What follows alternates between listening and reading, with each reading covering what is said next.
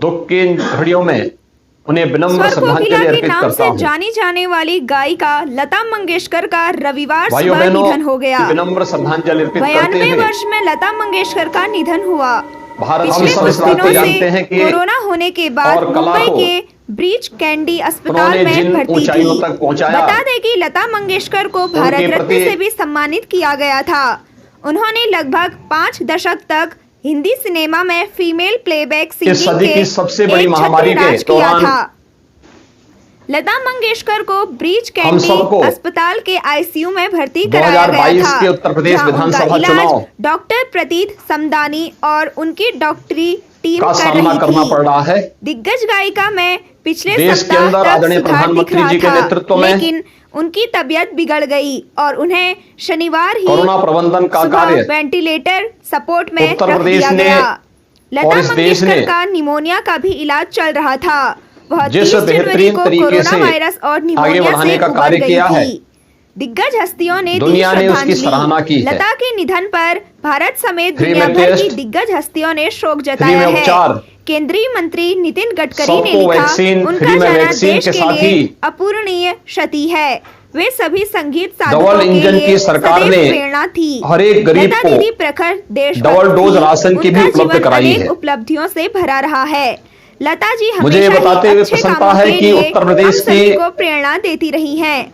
भारतीय संगीत में 100% उनका योगदान जनता ने अतुलनीय है। 30,000 से अधिक कोविड गाने कवच गाकर के रूप उनकी में आवाज ने संगीत की वैक्सीन दुनिया की को सुरों पहली से डोज ले नवाजा ली है। है। लता दीदी बेहद ही शांत 72% से अधिक स्वभाव जनता और ने प्रतिभा की धनी थी। शिवसेना दूसरी के डोज भी ले प्रवक्ता ली है। एवं राज्यसभा सांसद संजय राउत ने लिखा, वैक्सीन ने तेरे बिना भी क्या जीना। इस सदी की सबसे बड़ी महामारी में एक सुरक्षा कवच का कार्य किया है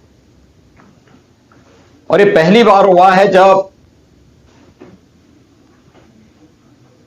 देश की 135 करोड़ की आबादी को बचाने के लिए किसी महामारी के दौरान इतनी जल्दी कोई दवा मार्केट में आई है। भारत में बना हुआ वैक्सीन दुनिया का प्रभावी वैक्सीन है और सबसे बड़ी चुनौती उत्तर प्रदेश, जो देश की आबादी का सबसे बड़ा राज्य है, इसके सामने था। लेकिन इस सब के बावजूद आदरणीय प्रधानमंत्री जी ने व्यक्तिगत रुचि लेकर के इस महामारी के दौरान एक अभिभावक के रूप में अपना सानिध्य पूरे देश को दिया। उसका परिणाम अब बहुत स्पष्ट झलकता है। कोरोना की तीसरी महामारी पर भी नियंत्रण किया जा चुका है। आज जब हम लोग उत्तर प्रदेश विधानसभा चुनाव के प्रथम चरण के चुनाव को 10 फरवरी को अंदर संपन्न करेंगे, तब तक तीसरी वेव भी नियंत्रित हो चुकी होगी। भाइयों बहनों, आज जिन 21 विधानसभा क्षेत्रों में आदरणीय प्रधानमंत्री जी का मार्गदर्शन प्राप्त होने वाला है, इसमें आगरा, मथुरा और बुलंदशहर की 21 विधानसभाएं हैं। इन 3 जनपदों में हम सब जानते हैं 2017 के पहले क्या स्थितियां थी। ये वही जनपद हैं जहां 2012 में मथुरा में उत्तर प्रदेश का पहला दंगा कोसी कला से प्रारंभ हुआ था। बुलंदशहर के उपद्रव रहे हो या फिर मथुरा का जवाहर बाग की वह दुर्भाग्यपूर्ण घटना, जिसमें सैकड़ों हेक्टेयर में फैले हुए बाग पर सत्ता के संरक्षण में न केवल अवैध कब्जा होता है, बल्कि गुंडागिर्दी और अराजकता का जो तांडव 12 से 17 के बीच समाजवादी पार्टी की सरकार के समय हुआ था, वह किसी से छुपा हुआ नहीं है।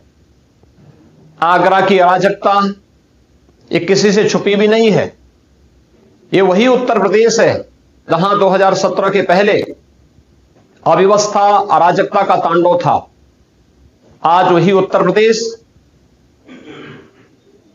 डबल इंजन की सरकार। उत्तर प्रदेश की इस विकास यात्रा का ही परिणाम है कि भारतीय जनता पार्टी ने 2017 में प्रदेश की जनता से जो भी कहा था, राष्ट्रवाद, विकास और सुशासन के मुद्दे पर, उस पर खरा उतरने का प्रयास किया।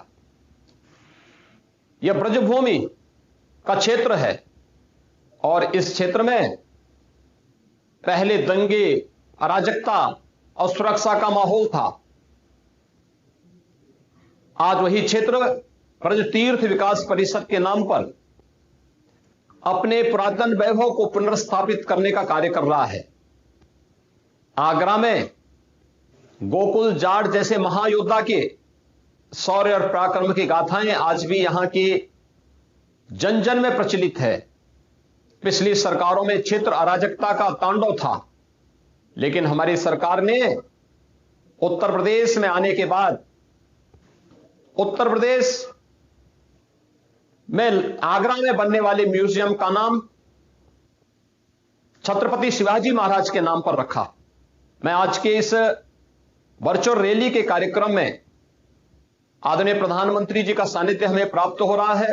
आदरणीय प्रधानमंत्री जी का बुलंदशहर, मथुरा और आगरा जनपद के कार्यकर्ताओं की ओर से हृदय से स्वागत और अभिनंदन करता हूं और आदरणीय प्रधानमंत्री जी को सादर आमंत्रित करता हूं कि आपका सानिध्य और मार्गदर्शन इस वर्चुअल रैली के माध्यम से हमारे इन तीनों जनपदों की 21 विधानसभा क्षेत्रों से जुड़े हुए सभी कार्यकर्ताओं और जनता जनार्दन को उपलब्ध हो, मैं इसके लिए आपको सादर आमंत्रित करता हूं। आदरणीय प्रधानमंत्री जी, आज हम सभी के लिए एक बहुत दुखद खबर आई है। हमारी लता दीदी आज हमें छोड़कर चली गई है, परमात्मा में विलीन हो गई। कल ही वसंत पंचमी का पर्व था। मां शारदा की हम आराधना कर रहे थे, जिनके कंठ से मां सरस्वती का आशीर्वाद छोटे बड़े हर किसी को मिलता था। वो लता दी ब्रह्मलोक की यात्रा पर चली गई। उनके व्यक्तित्व का विस्तार सिर्फ गानों की संख्या पर सीमित नहीं था। मेरे जैसे अनेकों लोग हैं जो गर्व से कहेंगे कि लता दीदी के साथ उनका निकट संबंध था। जीवन के हर क्षेत्र के लोग हमें लता दीदी के प्रति अपना स्नेह जताते हुए हर पल मिलेंगे। इससे पता चलता है कि लता दीदी के व्यक्तित्व की विशालता कितनी बड़ी थी। वो अपने संबंधों को संवेदना से सिंचित करती थी, निरंतर मजबूती देती थी। आज हम सब दुखी हैं, पूरा देश दुखी है। लता जी जैसी आत्माएं मानवता को सदियों में कभी कभार वरदान की तरह मिलती है। भारत की जो पहचान उन्होंने बनाई, भारत के संगीत को जो स्वर दिया, उससे दुनिया को भारत को देखने का एक नया नजरिया मिला। आप दुनिया में कहीं भी जाइए, भारत रत्न लता जी के चाहने वाले आपको जरूर मिलेंगे और हर पीढ़ी में मिलेंगे। वो आज भौतिक रूप से हमारे बीच भले ही न हो, लेकिन स्वर और स्नेह के रूप में वो हमारे बीच हमेशा उपस्थित रहेगी। उनकी मधुर आवाज हमारे साथ हमेशा रहेगी। मैं भारी मन से लता जी को श्रद्धांजलि देता हूं। साथियों, आज मथुरा, बुलंदशहर और आगरा के आप सभी लोगों ने इस कार्यक्रम की तैयारी कर ली थी। आप मेरा इंतजार कर रहे थे, इसलिए मैं आपसे बात करने आया हूं।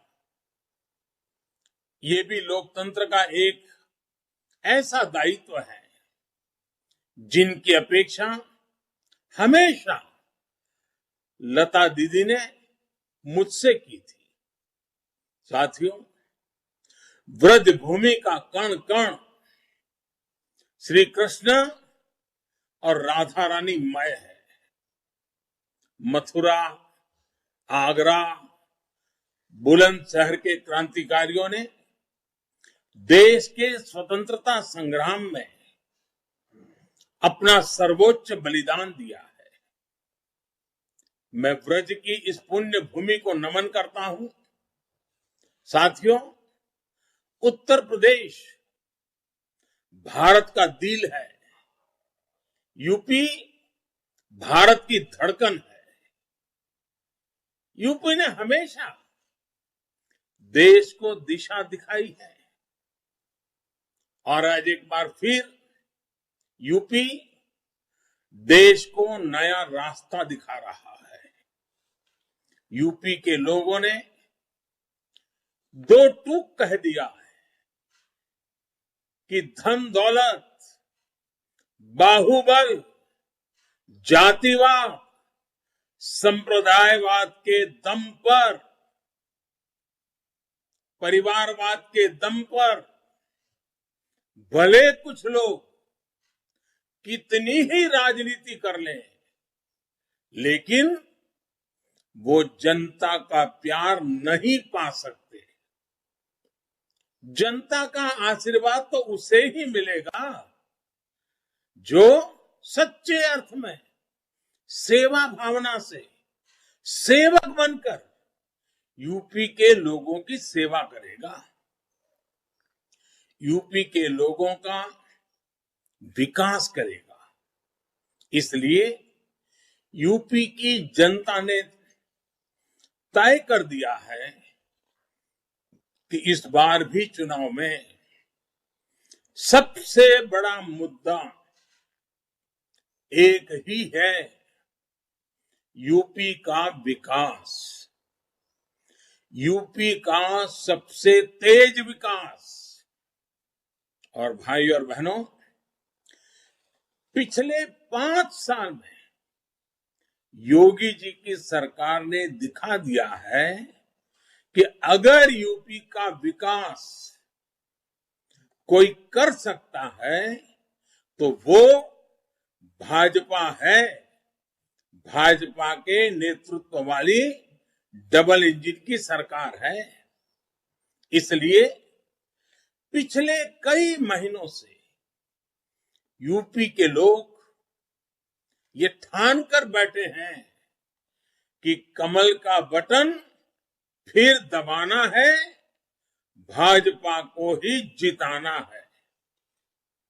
साथियों, पिछली बार मैं जब मथुरा आया था, व्रज क्षेत्र में गया था, तो आप सबसे जो प्यार मिला, जो स्नेह मिला, वो मैं कभी भी भूल नहीं सकता हूं। हमारी सरकार मथुरा को, यहां की पहचान को वैश्विक पहचान दिलाने का प्रयास कर रही है। व्रज के धार्मिक स्थानों के विकास के लिए योगी जी की सरकार ने व्रज तीर्थ विकास परिषद का निर्माण किया है। चुनाव देखकर कृष्ण भक्ति का चोला ओढ़ने वाले जब सरकार में थे तो वृंदावन, बरसाना, गोवर्धन, बलदेव, नंदगांव, इन सब क्षेत्रों को वो भूल ही गए थे। यूपी के नक्शे में ये सारे क्षेत्र हैं, ये उनको पता ही नहीं आता था। आज बीजेपी को अपार समर्थन देख इन लोगों को अब सपने में भगवान कृष्ण की याद आने लगी है। और मैंने पहले भी कहा था, जो सोते रहते हैं वो सपने देखते हैं, जो जागते हैं वो संकल्प लेते हैं। भाई और बहनों, जो पहले सरकार में थे उन्हें ना तो आप लोगों की आस्था से मतलब रहा है और आप लोगों की जरूरतों से कोई लेना देना। उनका सिर्फ एक ही एजेंडा रहा है, यूपी को लूटो। उन्हें यूपी के विकास से कोई वास्ता नहीं है। उन्हें बस सरकार बनाने से मतलब रहा है। इसलिए आज वो योगी जी को, बीजेपी सरकार को पानी पी पी कर कोस रहे हैं। साथियों, यूपी का इन लोगों ने जो हाल बना दिया था, वो इन नकली समाजवादियों के कर्मों का, उनके परिवारवाद के कर्मों का कच्चा चिट्ठा है। पिछली सरकार में अपराधियों के हौसले इतने बुलंद थे कि हाईवे पर गाड़ी रोककर गाड़ियों से लूटपाट की जाती थी। बीच हाईवे पर ही महिलाओं, बेटियों के साथ क्या होता था, बुलंदशहर के लोग ये अच्छी तरह जानते हैं। तब उत्तर प्रदेश में घरों, दुकानों पर अवैध कब्जे होना आम बात थी। लोग अपना घर छोड़कर पलायन को मजबूर होते थे। आगरा के दंगों में आरोपियों के सिर पर किसका हाथ था, ये आप भली भांति जानते हैं। साथियों, पहले की सरकारें भय फैलाने में जुटी थी, भय निर्माण करना, यही उनका काम था। जबकि हम भविष्य का निर्माण कर रहे हैं। अब रिकॉर्ड हाईवे भी बन रहे हैं और उन हाईवे पर लोग निडर होकर सफर भी कर रहे हैं। अब बेटी घर से बाहर निकल भी रही है और उसके कैरियर की अनंत संभावनाओं के लिए अनेक यूनिवर्सिटी, कॉलेज भी बन रहे हैं। यही फर्क है भाजपा की सरकार और पिछली सरकारों में। इसलिए आज यूपी में बहन बेटियां खुले दिल से कह रही हैं, पहले हमें घर से निकलने में लगता था डर, पहले हमें घर से निकलने में लगता था डर, अब भाजपा राज में अपराधी कांपे थर थर। भाजपा सरकार में अपराधी या तो जेल गए या प्रदेश छोड़ गए। कुछ ने जमानत रद्द करा ली, कुछ जेल से बाहर आने से कतराने लगे।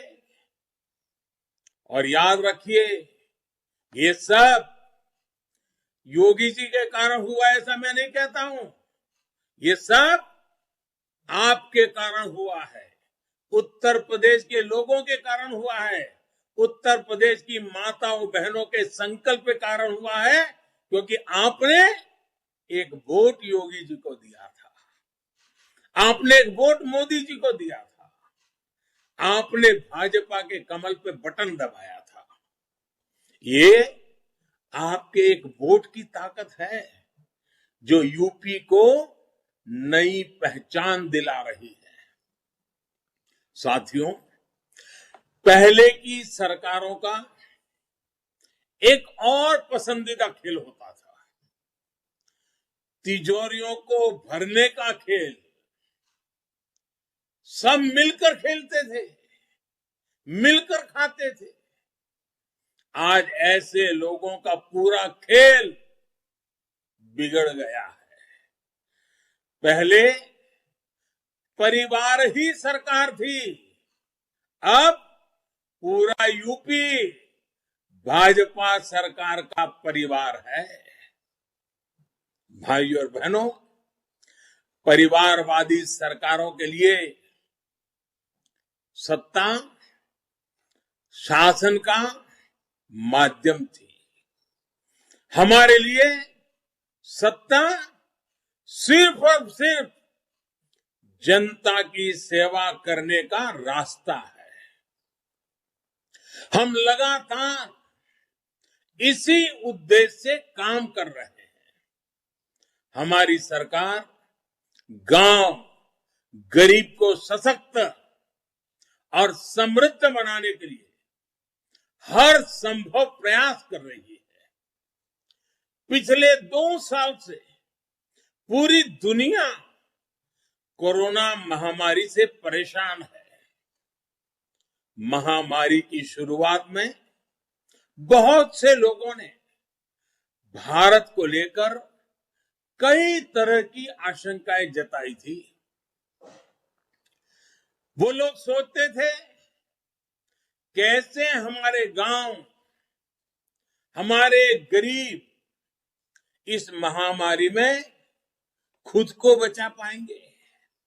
लेकिन आज 2 साल के बाद भारत के प्रयासों से दुनिया सीख रही है। पिछले 2 साल से प्रधानमंत्री गरीब कल्याण अन्न योजना के माध्यम से हमने करोड़ों लोगों को मुफ्त राशन उपलब्ध कराया है।